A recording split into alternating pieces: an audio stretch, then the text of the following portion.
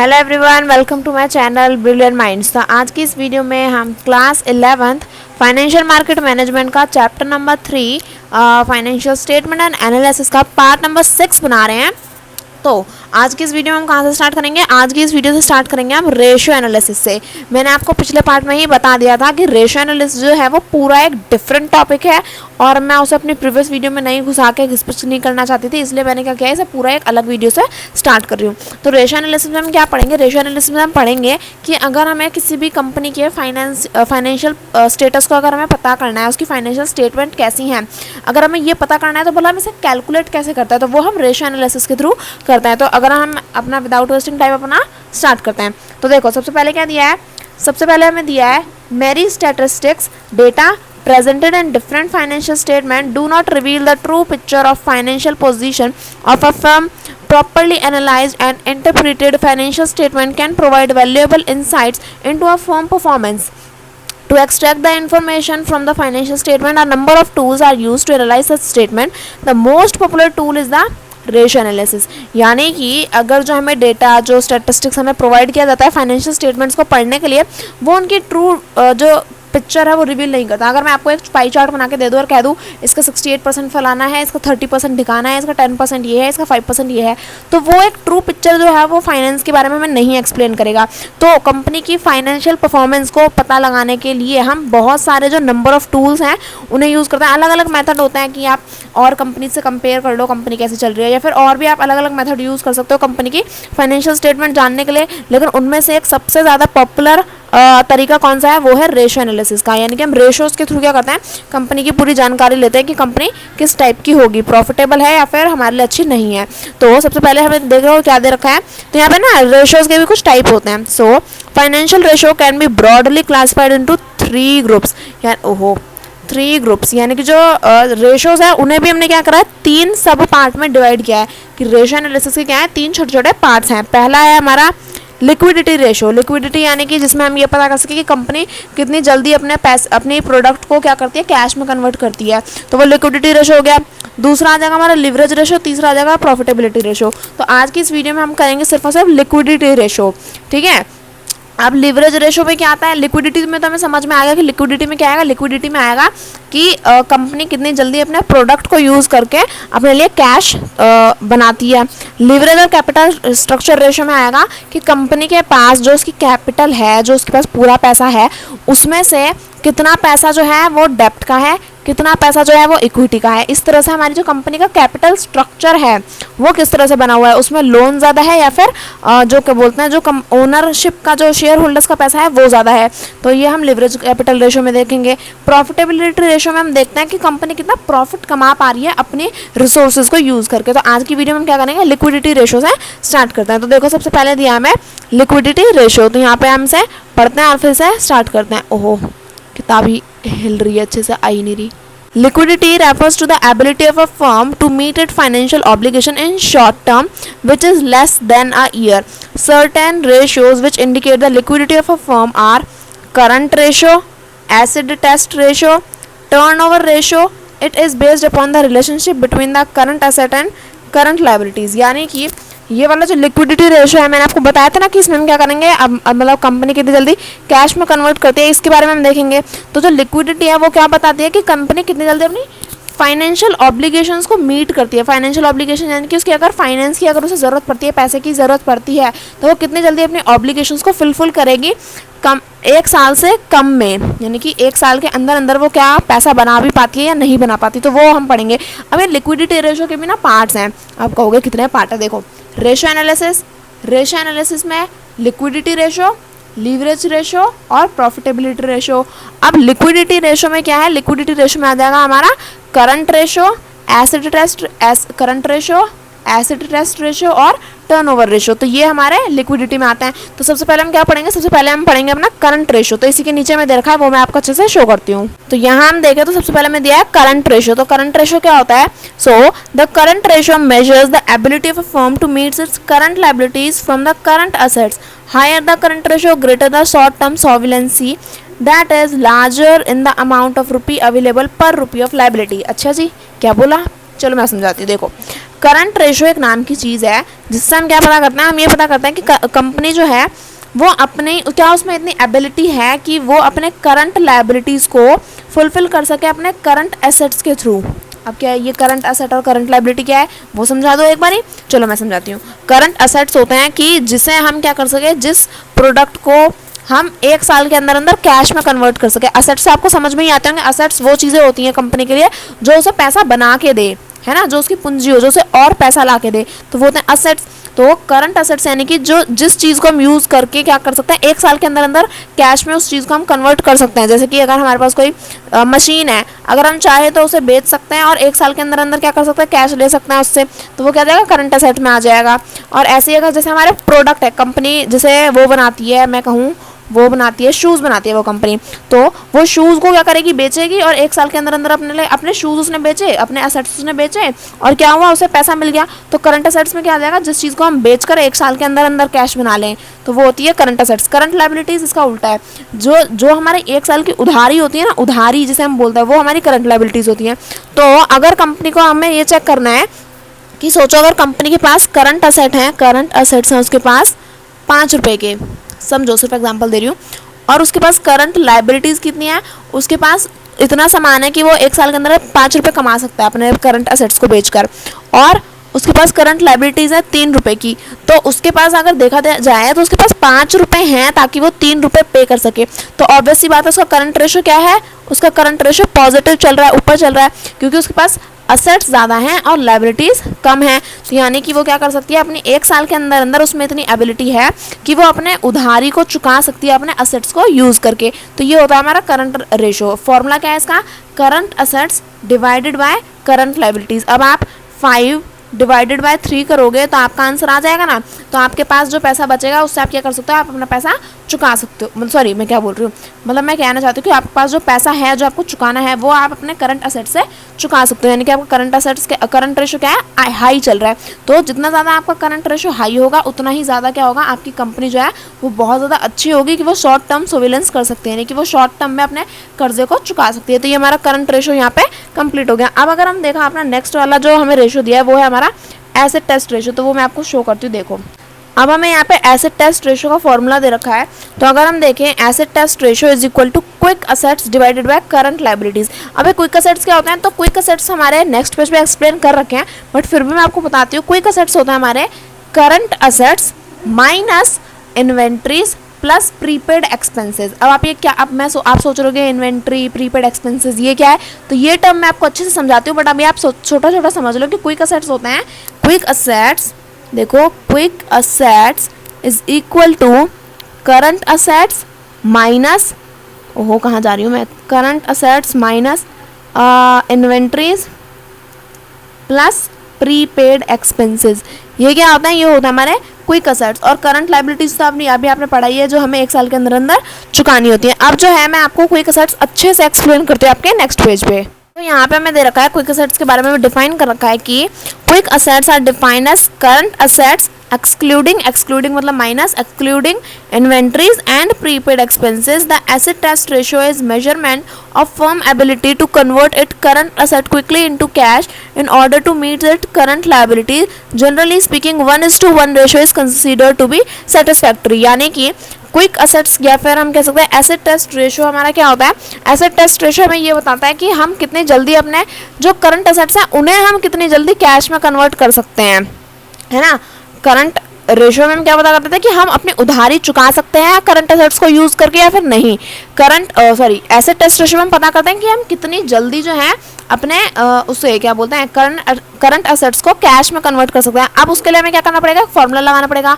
Formula क्या है हमारा, asset test ratio is equal to quick assets divided by current liabilities. ये हमारा फॉर्मूला है क्विक असेट्स का। तो अब अगर मैं आपको देखो एक एग्जांपल दूं, मैंने यहाँ पे अपनी किताब में कॉपी में लिख रखा है। तो देखो यहाँ आ जाओ, आ गए। देखो अगर यहाँ पे हम बात करें, मैं पेंसिल से ही दिखा देती हूँ। Quick assets is equal to current assets minus inventories plus prepaid expenses. अब ये इन्वेंट्रीज और प्रीपेड एक्सपेंस क्या है, सबसे पहले तो ये बात समझो, उसके बाद ये एग्जांपल मैं आपको समझाती हूँ। सो अगर मैं बात करूँ इन्वेंट्रीज की, तो जो कंपनी प्रोडक्ट बनाती है ना, प्रोडक्ट इन द सेंस कि जैसे वो कोई गुड्स बनाती हैं, जैसे शूज़ हो गए, क्लोथ्स हो गए, ये सारे जो प्रोडक्ट अगर कोई कंपनी बनाती है तो सिर्फ और सिर्फ उसी के पास क्या होंगी, इन्वेंट्रीज होंगी। इन्वेंट्रीज होती है हमारा स्टॉक में जो सामान रखा रहता है ना, उसे हम इन्वेंट्री बोलते हैं। इन्वेंट्री जैसे कि अगर जो हमारा रॉ मटेरियल हो गया है ना, और मतलब जो हमारे प्रोडक्ट होता है ना, प्रोडक्ट जैसे अगर कोई कंपनी कपड़ा बनाती है तो उसका कपड़ा क्या हो जाएगा, जो स्टॉक में कपड़ा रख रखा है उसे हम इन्वेंट्री बोलेंगे। तो आई होप आपको समझ में आएगा कि इन्वेंट्री क्या होती है। जो हमारा सामान है ना उसे हम इन्वेंट्री बोलेंगे। बट अगर आप कहो कि जो हमारी सर्विस प्रोवाइड करने वाला सेक्टर है, जैसे कि जो ट्रांसपोर्टेशन प्रोवाइड करता है सेक्टर, जैसे ओला उबर हो गए, ये सब क्या करता है, ट्रांसपोर्ट करता है। तो इनके पास कोई स्टॉक थोड़ी ना रखा है कि इनके पास टमाटर रखे होंगे, टमाटरों का इन्हें क्या करना है, इन्हें क्या स्टॉक में रखना है। लेकिन जो लोग केचप बनाते होंगे उनके पास ज़रूर टमाटर रखे होंगे। तो जो लोग केचप बनाते हैं उनके पास उनका रॉ मटेरियल है, उसका जो प्रोडक्ट है वही उनका क्या होता है, इन्वेंट्री होता है।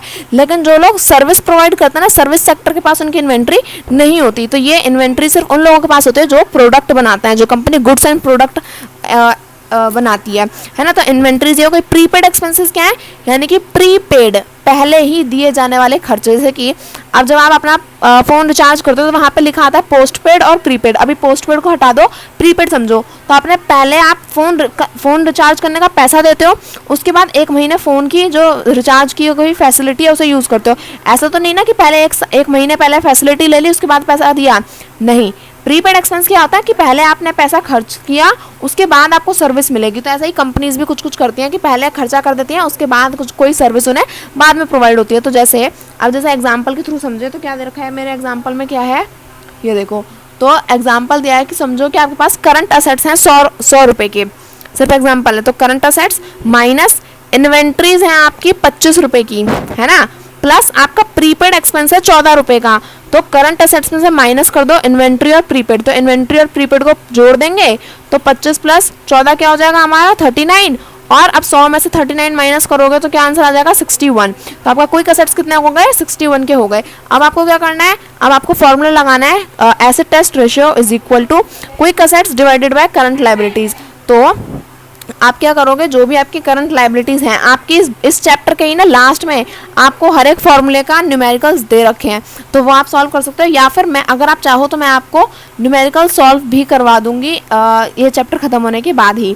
तो इस चैप्टर के खत्म होने के बाद ही मैं आपको न्यूमेरिकल्स भी जो हैं ये फॉर्मूलेज वाले, ये न्यूमेरिकल्स मैं आपको सॉल्व कराऊंगी। तो आप निकालोगे कैसे, asset test ratio is equal to quick assets हमारे कितने क्या गए, जो मैंने एग्जांपल दिया था उसमें 61 क्या गए, डिवाइड कर दो लायबिलिटीज से तो आपका आंसर आ जाएगा। तो ये हो गए हमारे quick assets, sorry asset test ratio हमारा कंप्लीट हो गया। अब हम देखें टर्नओवर रेशियो। अभी टर्नओवर रेशियो क्या चीज़ है देखते हैं। देखो टर्नओवर रेशियो, पेंसिल ले लेती हूँ अपनी। Turnover ratio measures how quickly certain current assets are converted into cash or how efficiently assets are employed by a firm. The important turnover ratio are, अब जो टर्नओवर रेशियो है ना इसमें भी कुछ पार्ट हैं। आप कहोगे कितने पार्ट हैं, बट पार्ट हैं। Inventory turnover ratio, debtor turnover ratio, average collection period, fixed asset turnover, total asset turnover, ये हमारे टर्नओवर के ही छोटे छोटे पार्ट्स हैं। तो टर्नओवर रेशियो क्या है, टर्नओवर रेशियो है कि हम कितनी जल्दी अपने करंट एसेट्स को कन्वर्ट करते हैं कैश में, और कैश में कन्वर्ट ही नहीं करना, कन्वर्ट करने के बाद हम कितनी जल्दी और कितनी एफिशिएंटली उन करंट एसेट्स को कितनी एफिशिएंसी से, कितने अच्छे तरीके से आगे अपने प्रोडक्शन में यूज़ करते हैं, तो वो होता है हमारा टर्नओवर रेशियो। अब देखो सबसे पहले बात करते हैं हम इन्वेंट्री टर्नओवर रेशियो की। कितने पार्ट्स हैं, 1 2 3 4 5 इसमें हमें रेशियो पढ़ना है। टर्नओवर में ही पहला है इन्वेंट्री टर्नओवर रेशियो। तो इन्वेंट्री हमने अभी अभी समझा, इन्वेंट्री क्या होता है, जो हमारे प्रोडक्ट होते हैं ना उन्हें हम इन्वेंट्री बोलते हैं। तो inventory turnover ratio is equal to cost of good sold divided by average inventory. So पहले ये एक्सप्लेन जो कर रखा है वो पढ़ती हूँ, फिर मैं आपको ये समझाती हूँ।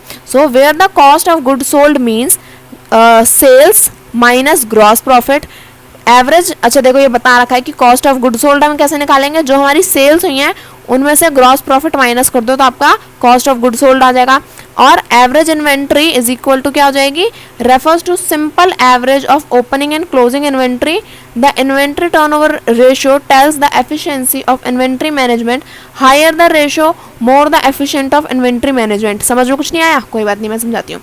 इन्वेंट्री टर्नओवर रेशियो का पहले फॉर्मूला याद करो, cost of good sold divided by average inventory. अब जो आपकी बैलेंस शीट और profit and loss account statement मिलेगा ना, उसमें आपको ऐसे लिख के नहीं दिया होगा कि कॉस्ट ऑफ गुड सोल्ड ये और एवरेज इन्वेंट्री ये है।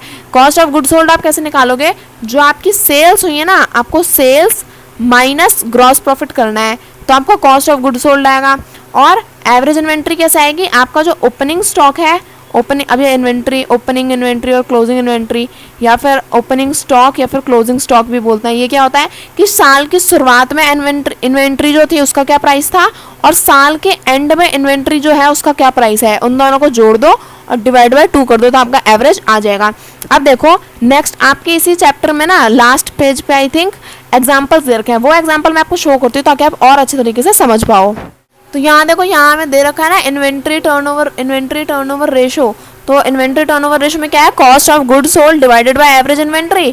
तो net sales, cost of good sold हम कैसे निकालते हैं, net sales minus gross profit divided by opening stock plus closing stock divided by 2।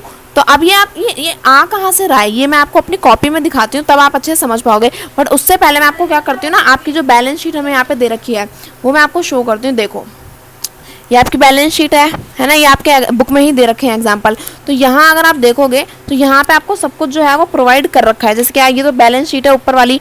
अगर आप अपना देखो इन्वेंट्री, अब यहाँ पे क्या दिया है, हमें दिया है हमें इन्वेंट्री डेब्ट turnover sorry inventory turnover ratio में हमें चाहिए क्या। तो अगर मैं यहाँ पे बात करूँ तो इन्वेंट्री टर्नओवर रेशियो में हमें पेन ले लेती हूँ। देखो बस 1 मिनट है ना, इन्वेंट्री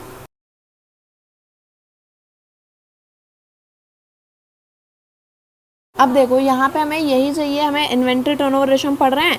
तो इन्वेंट्री टर्नओवर रेशियो का फॉर्मूला है cost of good sold divided by average inventory. तो अभी हम कॉस्ट ऑफ गुड सोल्ड निकालते कैसे हैं, तो कॉस्ट ऑफ गुड सोल्ड हम कैसे निकालते हैं, कॉस्ट ऑफ गुड सोल्ड हम निकालते हैं अपने सेल्स माइनस ग्रॉस प्रॉफिट। तो सेल्स अगर आप करते हो सेल्स माइनस SALES, सेल्स सही लिखा है ना, SALES, हाँ लिखा तो सही है, सेल्स माइनस ग्रॉस प्रॉफिट अगर आप करोगे तो आपको कॉस्ट ऑफ गुड सोल्ड आ जाएगा। यहाँ पे देखो आप अपना profit and loss account statement देखो, उसमें यहाँ पे शो कर रखा है। देखो दिखाती हूँ आप लोगों को, यहाँ देखो ये आपकी सेल्स आपको दे रखी है। नेट सेल्स क्या है आपकी 105 रुपये की है ना। और आपका यहाँ पे अगर हम देखें सेल्स हमें पता चल गई, अब हमें चाहिए ग्रॉस प्रॉफिट। तो थोड़ा सा और नीचे आ जाओ, ग्रॉस प्रॉफिट देखो लास्ट में देखा हमें यहाँ पे 16 रुपीज़ का। तो आपको क्या करना है, सेल्स माइनस ग्रॉस प्रॉफिट कर दो तो आपका आंसर आ जाएगा। तो सेल्स है हमारी 105 की, यहाँ पे अगर हम लिखें तो यहाँ आ जाएगा हमारा 105 माइनस 16, तो आपका क्या आ जाएगा, आपका आ जाएगा कॉस्ट ऑफ गुड सोल्ड। तब 105 में से 16 माइनस करो तो जगह 15, 15 में से 6 गए, यहाँ पे 9 में से 1 गया 89। यहाँ पे आपके क्या आ गए, जो आपका कॉस्ट ऑफ गुड सोल्ड है ऊपर वाली चीज़ आ गई 89 रुपीज़ की। अब अगर हम देखें एवरेज इन्वेंट्री, तो एवरेज इन्वेंट्री क्या होती है आपकी, opening inventory plus closing inventory. और इन्वेंट्री को हम क्या बोलते हैं, स्टॉक भी बोलते हैं। जैसे हम बोलते हैं हमारे पास स्टॉक में इतना सामान रखा है वैसे ही। तो opening stock plus closing stock divided by 2 करोगे तो आपकी एवरेज इन्वेंट्री भी आ जाएगी। अब ये ओपनिंग स्टॉक और क्लोजिंग स्टॉक का मिलेंगे, ये कहीं नहीं मिलेंगे, देखो यहीं मिलेंगे आपके profit and loss account statement में। यहाँ देखो ओपनिंग स्टॉक कितने के हैं, ओपनिंग स्टॉक है 13 रुपये के और क्लोजिंग स्टॉक क्या है 15 रुपये के। इन दोनों को प्लस करो, opening stock plus closing stock, तो आपका आंसर क्या आएगा, आपका आंसर जो भी आएगा उसे डिवाइड कर दो 2 से। तो यहाँ पे आ जाएगा आपका आंसर 28 डिवाइड बाय 2 करोगे तो आपका आंसर आएगा 14। तो यहाँ पे हमें क्या करना है, ओपनिंग स्टॉक क्या है, ओपनिंग स्टॉक है हमारे 13 रुपये के प्लस क्लोजिंग स्टॉक प्लस में क्लोजिंग स्टॉक क्या है हमारे, क्लोजिंग स्टॉक है हमारे 15 रुपये के, डिवाइड कर दो 2 से। तो देखो यहाँ आ जाएगा 28/2, यानी कि आपका एवरेज इन्वेंट्री क्या आ गई, एवरेज यहाँ देखो एवरेज इन्वेंट्री आ गई आपकी 14 की। अब देखो आपकी कॉस्ट ऑफ गुड सोल्ड हमें पता चल गई। एसेट टेस्ट रेशो क्या था हमारा, एसेट टेस्ट रेशो था क्विक असेट्स, हाँ सॉरी क्विक असेट्स नहीं, cost of good sold. Cost of good sold क्या है हमारी 89, अभी हमने निकाली है, डिवाइडेड बाय एवरेज इन्वेंट्री क्या है 14। अब इन्हें कर दो आपस में डिवाइड, था आपका इन्वेंट्री टर्नओवर रेशो, एसेट नहीं क्या बोल रही हूँ मैं, इन्वेंट्री टर्नओवर रेशो क्या आ जाएगा, इन्वेंट्री टर्नओवर रेशो आ जाएगा आपका, अगर आप इसे डिवाइड करोगे तो 14 डिवाइडेड बाय में 89 तो आपको जाएगा 66 यहाँ पे 0.36, यस आपका इन्वेंट्री आ जाएगा आपका 6.36। ये आ गया आपका इन्वेंट्री टर्नओवर रेशो। तो इस तरह से हम क्या करते हैं, अपने रेशोज को कैलकुलेट करते हैं। तो आई होप आपको समझ में आएगा। अब जो है हम अपने वापस अपने पहले वाले टॉपिक पे, मतलब पहले वाले रेशोज पे, पहले वाले पेजेस पे चलते हैं। तो इन्वेंट्री टर्नओवर रेशो हमने समझ लिया है। अब हम क्या समझते हैं, अब हम समझते हैं debtor turnover ratio. So debtor turnover ratio का फॉर्मूला है net credit sales divided by average account receivable या फिर एवरेज डेब्टर्स भी आप बोल सकते हो। सो डेब्टर टर्नओवर रेशियो में क्या आता है, डेब्टर टर्नओवर रेशियो में आता है the ratio shows how many times account receivable debtors turn over during the year if the figure for net credit, if the figure for net credit sale is not available, then net sales figure is to be used. Higher the debtor turnover ratio turnover, the greater the efficiency of credit management. यानी कि हमें बताया है कि debtor turnover ratio में क्या आता है कि अगर जो कंपनी उधार में अगर दे देती है तो कंपनी जो उधार में दे रही है अपना प्रोडक्ट्स, तो उस उधार को वो कितनी जल्दी क्या कर सकती है, वापस अपना वो उधार अपना ले सकती है। जैसे कि अगर कंपनी ने उसे अपना बिजनेस चल रहा है, अगर आप अपना सामान सालों साल से उधार पे ही देते रहोगे तो आपको प्रॉफिट थोड़ी ना होगा ना, आप तो घाटे में जाते जा रहे हो क्योंकि आपने उधार पे दे दिया। आपको पता है कि पैसा वापस आएगा, बट कब तक आएगा आपको खुद ही नहीं पता है। तो इससे क्या होता है, इससे कोई फ़ायदा नहीं है। अगर आप उधार पे दे रहे हो तो आप कितनी जल्दी उस उधार को वापस अपना कैश में कन्वर्ट कर रहे हो, वापस कैश ले रहे हो अपना वापस, तो कितनी जल्दी आप कितनी एफिशिएंटली ये काम कर रहे हो, कितने टाइम में ये काम कर रहे हो, तो वो होता है हमारा डेब्टर टर्नओवर रेशियो। अब डेब्टर टर्नओवर रेशियो हम निकालते कैसे, so net credit sales divided by average account receivable या फिर एवरेज डेब्टर से भी आप निकाल सकते हो। अब देखो आपकी जो बुक है उसमें बैलेंस शीट और प्रॉफिट एंड लॉस स्टेटमेंट दोनों ही क्या है आपके लास्ट पेज में दे रखे हैं, तो आप चाहो तो ऐसे भी निकाल सकते हो, वरना मैंने भी क्या करा है अपनी कॉपी में आपके एग्जांपल्स लिख लिए हैं। अब मैं आपको यहाँ पे बस सॉल्व करके दिखाती हूँ। तो देखो अगर हम यहाँ देखें तो डेब्टर टर्नओवर रेशियो में क्या है, डेब्टर टर्नओवर रेशियो का फॉर्मूला है net credit sales divided by average debtor. तो आपकी बैलेंस शीट में डेब्टर्स हमें दे रखे हैं 11.80 के, प्रॉफिट एंड लॉस स्टेटमेंट हमें दे रखा है, प्रॉफिट एंड लॉस स्टेटमेंट में आपके नेट सेल्स दे रखी हैं 105 रुपये की, तो फॉर्मूला लगा आंसर आ जाएगा। So debtor turnover ratio net credit sales क्या है, नेट सेल्स ही हमारी नेट क्रेडिट सेल्स अगर आपको नहीं दी है तो आप नेट सेल्स भी लिख सकते हो। जैसा कि यहाँ पे मैं बोल रखा है कि if the figure for net credit sales is not available then net sales figure is to be use, कि अगर आपको नेट क्रेडिट सेल्स नहीं दिया है बैलेंस शीट और प्रॉफिट एंड लॉस स्टेटमेंट में, तो आप नेट सेल्स भी यूज़ कर सकते हो। तो आपका जो हमें एग्जांपल दिया ना उसमें आपको नेट सेल्स ही दे रखे हैं, नेट क्रेडिट सेल्स नहीं दी। अभी नेट क्रेडिट सेल्स क्या होती हैं वो आपको अलग बताऊंगी, बट पहले समझ लो। आप यहाँ पे लिख सकते हो नेट सेल्स कितने की है हमारी 105 की, डिवाइडेड बाय एवरेज डेप्टर्स। तो एवरेज डेप्टर्स हमें पहले से ही गिवन है 11.80 के, इन दोनों को डिवाइड करोगे तो आपका आंसर क्या आएगा, आपका डेब्टर टर्नओवर रेशियो आ जाएगा 8.8983 समथिंग, या आपका डेब्टर टर्नओवर रेशियो आ जाएगा। इस तरह से आप क्या कर सकते हो, अपना जो कैलकुलेशन है वो आप कैलकुलेटिंग वाला पार्ट आप खुद से कर सकते हो। इतना तो मैं भी समझती हूँ, आप भी समझते हो कि आप कर सकते हो। अब डेब्टर टर्नओवर रेशियो हमारा कंप्लीट हो गया। आगे अगर हम बात करें तो हमारा क्या है, एवरेज कलेक्शन पीरियड। तो यहाँ पे देखो एवरेज कलेक्शन पीरियड में क्या आएगा, एवरेज कलेक्शन पीरियड का पहले तो फॉर्मूला समझो। एवरेज कलेक्शन पीरियड का फॉर्मूला है average debtor divided by average daily credit sales. तो एवरेज डेप्टर तो हमें पता चल गया 11.80 के आपकी बुक में दे रखे हैं। एवरेज डेली क्रेडिट सेल्स क्या होती हैं, तो यहाँ पे देखो average collection period represent the number of days worth credit sales that is logged in debtor. यानी कि एवरेज कलेक्शन पीरियड है कि हमें ये पता चल गया कि अगर आप उधार में पैसा दे रहे हो, डेब्टर टर्नओवर रेशियो से हमें ये समझ में आया कि अगर आप उधार पे पैसा दे रहे हो तो आप उसे जल्दी से वापस क्या ले लोगे, अपना उधार ले लोगे। बट कितने दिनों के अंदर कितने नंबर ऑफ डेज में आप अपना जो उधार है वो वापस ले रहे हो, तो वो हम कैसे पता करेंगे, वो हम पता करेंगे एवरेज कलेक्शन पीरियड के थ्रू। इसका फॉर्मूला क्या है, average debtor divided by average daily credit sales. अब देखो अगर यहाँ पे दिया है please note that average collection period, अच्छा ये कुछ नहीं है, यहाँ देखो एवरेज डेली क्रेडिट सेल्स। अब यहाँ पे एवरेज डेली क्रेडिट सेल्स में क्या आ जाएगा, तो यहाँ अगर हम एवरेज कलेक्शन पीरियड की बात करें तो ये जो एवरेज डेली क्रेडिट सेल्स है ना, ये हम कैसे निकालेंगे, तो एवरेज डेली क्रेडिट सेल्स हम एक उससे निकाल सकते हैं। देखो अगर मैं आपको यहाँ पे अपनी कॉपी से दिखाऊँ, मेरी कॉपी कहाँ गई, ये रही, हाँ। तो एवरेज डेली क्रेडिट सेल्स आप कैसे निकाल सकते हो, एवरेज दिख रहा है क्या, हाँ, एवरेज डेली क्रेडिट सेल्स निकालने के लिए आपको क्या करना पड़ेगा, आपके जितने भी पेन से लिख देती हूँ, आपके जितने भी क्रेडिट सेल्स हैं CREDIT क्रेडिट सेल्स हैं उन्हें आप डिवाइड कर दो 365 डेज से, क्योंकि क्रेडिट सेल्स आपको एवरेज डेली क्रेडिट सेल्स आपको निकालनी है तो आप जितनी भी सेल्स जो है वो उधारी पे देते हो उन्हें डिवाइड कर दो 365 से, तो आपकी एवरेज डेली क्रेडिट सेल्स आ जाएगा।